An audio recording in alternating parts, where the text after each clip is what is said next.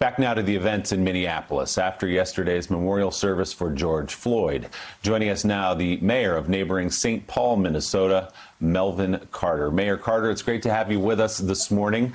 What can you tell us about the demonstrations in your city last night, and how different did they look from demonstrations, say, a few days ago or a week ago? Thanks for having me on. Yes, I was at the memorial service yesterday, and it was a beautiful and heartfelt service. And, you know, we've seen a number of demonstrations across our city over the past few days, and we are really appreciative that our residents, that our activists, that our community members who are just understandably heartbroken, as I am, about the devastating video showing George Floyd's brutal and unnecessary murder, that we have decided, I think, as a community, to channel this energy into constructive efforts to make the world better and try to prevent this from happening again. Mayor Carter, some of our viewers may not know a couple of things. Number one, that you were the first African-American mayor of St. Paul, Minnesota. And number two, that you were the son of a police officer. So what have those conversations been like over the last 10 days with your father? Can you shed some light onto what you all have discussed and what you talked about going forward, how things may change?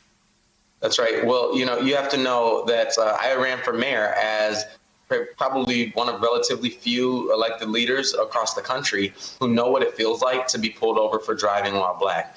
And so the conversations with my father didn't start 10 days ago. They started 40 years ago, as every African-American community has to have those conversations with their children. My father, every police officer I know, all the way up to our police chief, looks at that video and sees that as reprehensible. Our chief made a strong statement yesterday where he shared publicly that he's told his officers, if you find anything honorable in that video, bring me your badge because you don't belong on our police department. And so, you know, we've had real conversations. My father has taught me from the beginning that a police officer's job is to help when people are hurting, that you're always on duty to do that. You're always responsible to do that. And those officers, I think, clearly failed at their most basic responsibility of a police officer, and they did it in a way that we all got to see it. So that's why so many of us are steadfast in our belief that they must be held accountable. Mayor Carter, Kimberly Atkins is with us, and she has a question for you. Kimberly? Hi, Mayor Carter. It seems that when we talk about solutions to the problem of black people dying at the hands of police, a lot of plans and proposals are offered. But at the end of the day, it comes to the issue that for use of force, the standard is the perception of threat. And we have 400 years of evidence that the perception of black people being threatening is the problem. I know that when I have an interaction with police, I think about that as a black man. I'm sure you do too. How do you get to the root of changing the perception of that black people are somehow inherently threatening?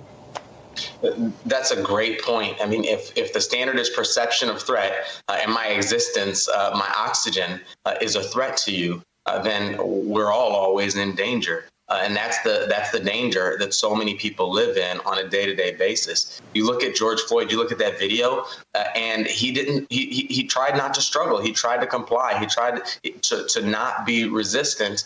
And the paradox is, had he fought for his life, had he fought in those last moments, his struggle would have been the justification that was used as an excuse for his extermination. And that's the pain that we live in every single day, and that's what we're fighting against. Here in St. Paul, I'll tell you, we have worked to revise, completely rewrite our use of force policies in the first 100 days of my administration. But part of this is, as we talk about training, I'm firmly of the belief, if you look at that video, if you look at the Philando Castile video, if you look at so many of these videos, it's not a training problem. If you have to train someone not to do the things that we've seen these officers do on these videos, then they don't belong on a police department in the first place. And so this starts with how we hire officers. It starts with who we hire. If they're people who understand and know our community, who understand the beauty of our community, who feel comfortable and safe in our community to start with. I always share with folks that if our lives are on the line dependent on our police officers showing up and being able to help us fix what's wrong in a moment's notice, then we're all better off if they show up in the first place knowing what's right in our communities.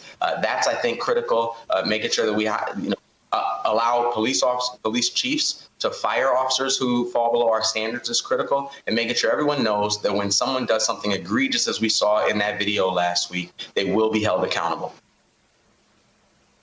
Mayor Carter, this is Gene Robinson. But don't newly hired officers take their cues and learn their culture from veteran officers? How do you change the attitudes of veteran officers who look on their patrol responsibilities as if they were an army of occupation rather than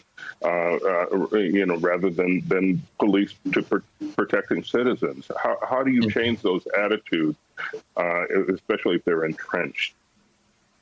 That's a great point, because that video last week clearly shows more than just a couple of bad apples, as we've heard some people argue. It shows one officer pressing his knee to George Floyd's neck for 8 minutes and 46 seconds, while 3 other officers either help hold him down or guard the scene while he does that. That is clearly emblematic of more than a bad apple. That's about a culture. I hear our police chief here, Todd Axtell is his name.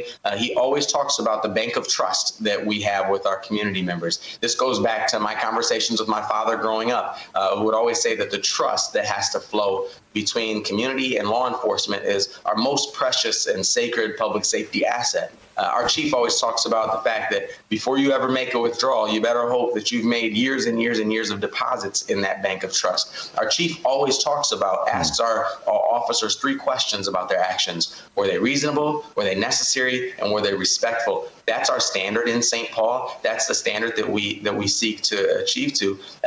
But we know that even though George Floyd's death didn't happen in St. Paul, even though that wasn't the St. Paul officer, that when we see something like that, whether it's in St. Paul or New York, like Eric Garner, or all over the country, like we've seen these videos play out, particularly over the last decade, that sets us all back. That sets all of our departments back with regard to the trust that we have.